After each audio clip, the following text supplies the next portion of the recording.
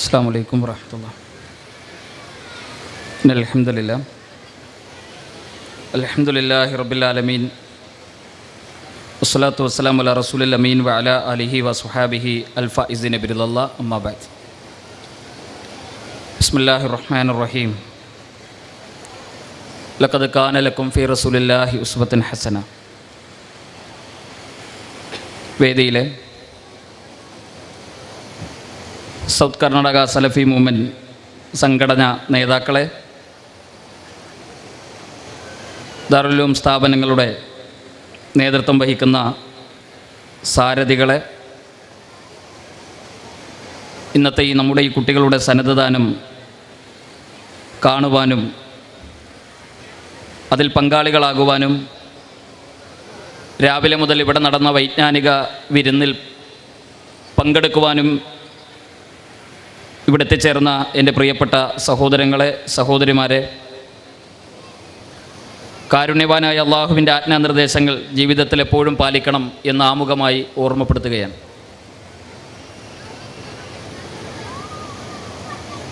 തോന്നിവാസികളും ധിക്കാരികളും അഹങ്കാരികളും തെമ്മാടികളുമായി ജീവിച്ച ധാരാളം ആളുകൾ നമ്മുടെയൊക്കെ നാട്ടിലുണ്ടാകും. ഇന്നലകളിൽ ആ രൂപത്തിൽ അവർ മദ്യത്തിലും മയക്കുമരുന്നിലും തോന്നിവാസങ്ങളിലുമാണ് അവരുടെ ജീവിതത്തെ അവർ മുന്നോട്ട് കൊണ്ടുപോയിരുന്നത്. പിന്നീട് അവരുടെ ജീവിതത്തിന് വെളിച്ചം ലഭിക്കുകയും ഹിദായത്തിൻ്റെ ദിവ്യ വെളിച്ചം അവരുടെ ഹൃദയങ്ങളിലേക്ക് സന്നിവേശിപ്പിക്കപ്പെടുകയും വലിയ പരിവർത്തനങ്ങൾ അവരുടെ ജീവിതത്തിൽ ഉണ്ടാവുകയും ചെയ്ത അനുഭവങ്ങൾ നമുക്കൊരുപാട് കാണാൻ സാധിക്കും. വലിയ മാറ്റങ്ങളാണ് അത്തരം ആളുകളുടെ ജീവിതത്തിൽ പിന്നീട് ഉണ്ടാവുക. നാട്ടിലെ പള്ളികൾക്ക് നേതൃത്വം വഹിക്കുന്ന ആളുകളെ അക്കൂട്ടത്തിൽ നമുക്ക് കാണാൻ കഴിയും. സ്ഥാപനങ്ങൾക്ക് നേതൃത്വം വഹിക്കുന്നവരെ നമുക്ക് കാണാൻ സാധിക്കും. ലാ ഇലാഹ ഇല്ലല്ലാഹ് എന്ന ആശയ പ്രചരണത്തിൻ്റെ മുന്നിൽ നടക്കുന്ന മുന്നണി പോരാളികളായി അത്തരം ആളുകളെ നമുക്ക് കാണാൻ സാധിക്കും. വിശുദ്ധ ഖുർആനിൻ്റെ ആയത്തുകൾ കേൾക്കുമ്പോൾ, പ്രവാചകൻ സ്വല്ലല്ലാഹു അലൈഹി വസല്ലമയുടെ ഹദീസുകൾ കേൾക്കുമ്പോൾ, വെള്ളിയാഴ്ചകളിൽ പള്ളി മെമ്പറുകളിലെ ഖുതുബകൾ കേൾക്കുമ്പോൾ, പാരമ്പര്യമായി സലഫി പ്രസ്ഥാനങ്ങളുടെ കൂടെ നടന്നവർക്കുണ്ടാകാത്ത ഒരു വികാരവും വൈകാരികതയും അത്തരം ആളുകളുടെ മുഖത്ത് നമുക്ക് വായിച്ചെടുക്കാൻ കഴിയും. അവരുടെ ഇന്നലകളെക്കുറിച്ച് ഓർത്തുള്ള അത്തരം ജീവിത രീതികളോടുള്ള പോരാട്ടങ്ങളാണ് നന്മ നിറഞ്ഞ നിലപാടുകളിലൂടെ അവർ ഈ രാജ്യത്ത്, ഈ നാട്ടിൽ നടപ്പിലാക്കിക്കൊണ്ടിരിക്കുന്നത്. ആയത്തുകൾ കേൾക്കുമ്പോൾ അവർക്ക് ഓർമ്മ വരുന്നത് ഇന്നലകളിൽ ഞങ്ങൾ നടന്നുപോയ അജ്ഞതയുടെ ഇരുണ്ട വഴികളെക്കുറിച്ചുള്ള ഓർമ്മകളാവും. ആ വഴികളിൽ നിന്ന് ഞങ്ങളെ കൈപിടിച്ചുയർത്തിയ പണ്ഡിതന്മാരെക്കുറിച്ച് അവരോർക്കും, നേതാക്കന്മാരെക്കുറിച്ച് അവരോർക്കും.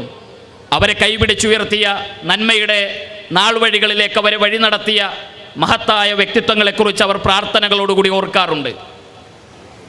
ഞങ്ങളെ നന്മയിലേക്ക് വഴി നടത്തിയവർ അവരാണ്. സത്യത്തിലേക്ക് വഴി നടത്തിയത് ഇന്ന ആളാണ്.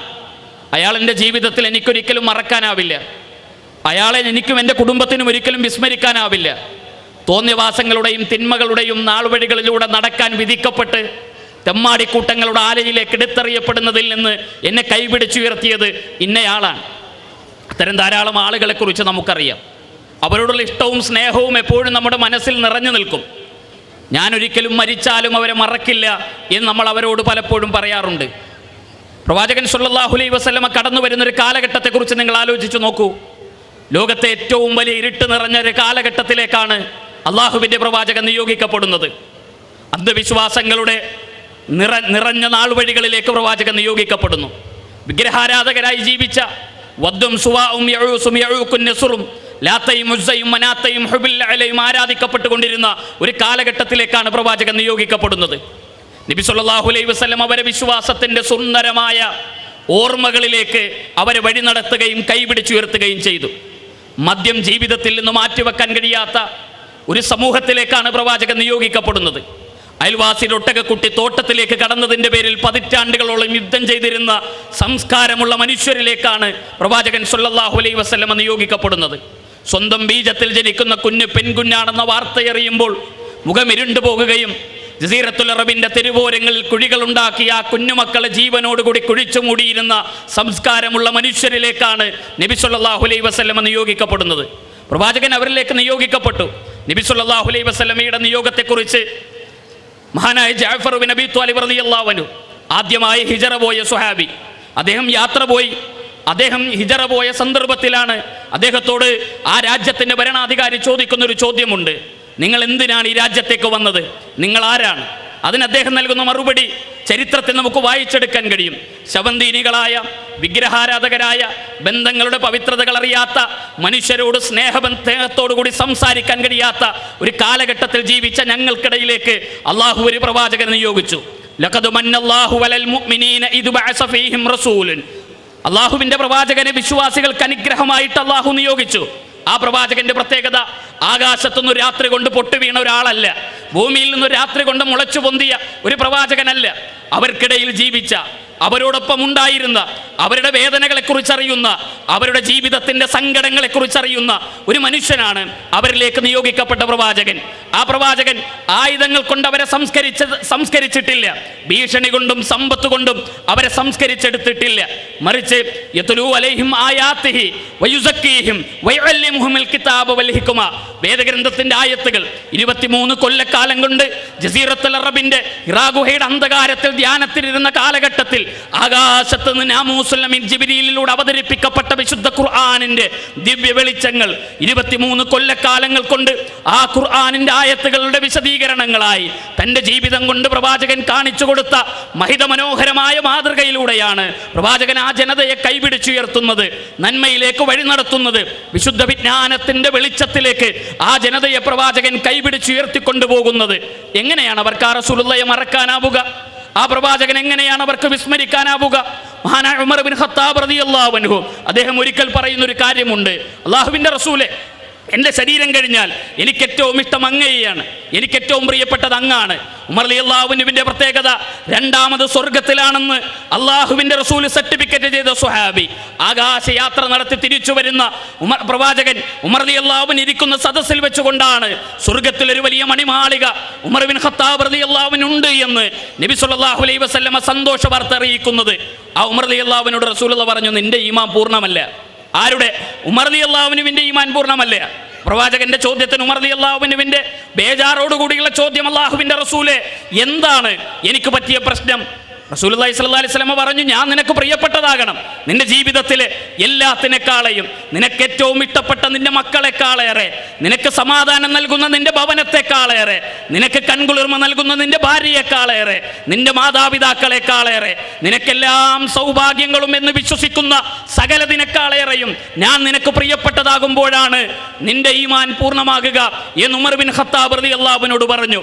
പ്രവാചകന്റെ സദസ്സിലിരുന്ന് ഒരിക്കലും സ്വഹാബി അല്ലാഹുവിൻ്റെ റസൂലിന്റെ മുഖത്തേക്ക് ഇങ്ങനെ നോക്കി നിൽക്കുകയാണ്. നബി സല്ലല്ലാഹു അലൈഹി വസല്ലം ചോദിച്ചു: നീ കുറെ നേരമായല്ലോ എന്നെ നോക്കുന്നത്, എന്താണ് നീ ഇങ്ങനെ നോക്കുന്നത്? അദ്ദേഹം പറഞ്ഞു: പ്രവാചകൻ, എനിക്ക് അങ്ങ് ഇഷ്ടമാണ്, വലിയ ഇഷ്ടമാണ്, അങ്ങയോട് എനിക്ക് വലിയ സ്നേഹമാണ് നബിയെ. പ്രവാചകന്റെ മറുപടി: എന്നിട്ട് എന്തിനാണ് നീ ഇങ്ങനെ കരയുന്നത്? പ്രവാചകരെ, അങ്ങയെ എനിക്ക് വലിയ ഇഷ്ടമാണ്.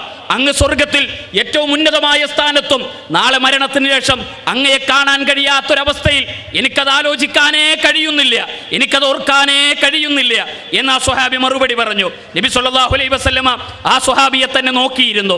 അദ്ദേഹത്തെ വലിയ ഇഷ്ടമാവുമാറ്, പ്രവാചകനെ ചേർത്ത് പിടിക്കുമാറ് ആ സ്വഹാബി ഇങ്ങനെ റസൂലുള്ളാഹിയെ നോക്കി നിന്നു. നബി സല്ലല്ലാഹു അലൈഹി വസല്ലമ പറഞ്ഞു: നിനക്ക് ആരെയാണോ ഇഷ്ടം, നീ അയാളുടെ കൂട്ടത്തിലാണ്.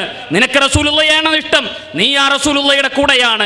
എൻ്റെ പ്രിയപ്പെട്ടവരെ, ദാറുൽ ഉലൂം സ്ഥാപനങ്ങളുടെ ക്ഷണം സ്വീകരിച്ച് SKM ഒരുക്കിയ ഈ വേദിയിൽ ഈ സ്ഥാപനങ്ങളുടെ ക്ഷണം സ്വീകരിച്ച് നമ്മുടെ കുട്ടികളുടെ സന്നദ്ധദാന ചടങ്ങിൽ പങ്കെടുക്കാൻ ഒരുമിച്ച് കൂടിയ പരാപാരം പോലെ പരന്നു കിടക്കുന്ന എൻ്റെ സഹോദരങ്ങളോട്, നമുക്കാരെയാണ് ഇഷ്ടം? നമുക്ക് അല്ലാഹുവിൻ്റെ റസൂലിനെയാണോ?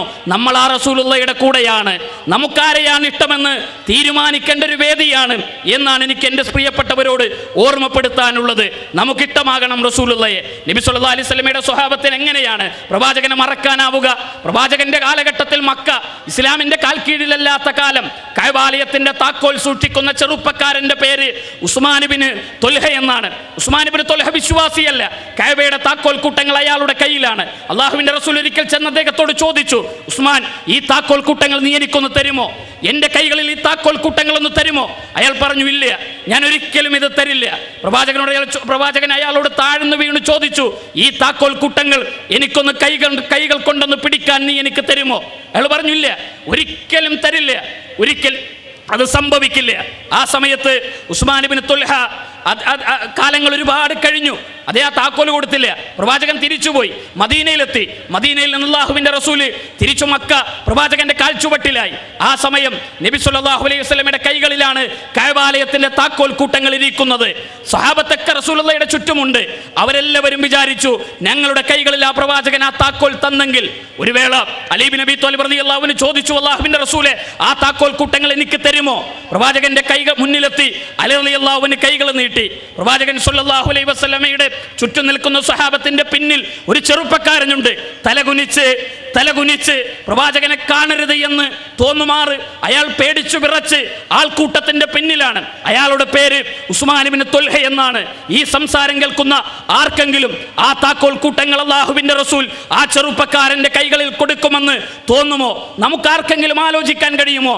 എത്രയാളോട് നമുക്ക് പകയുണ്ട്, എത്ര ആളുകളോട് നമുക്ക് വിദ്വേഷമുണ്ട്, എത്ര ആളുകളോട് നമുക്ക് വ്യത്യസ്തങ്ങളായ കാരണങ്ങളിൽ അലോസരങ്ങൾ ഉണ്ടായിട്ടുണ്ട്.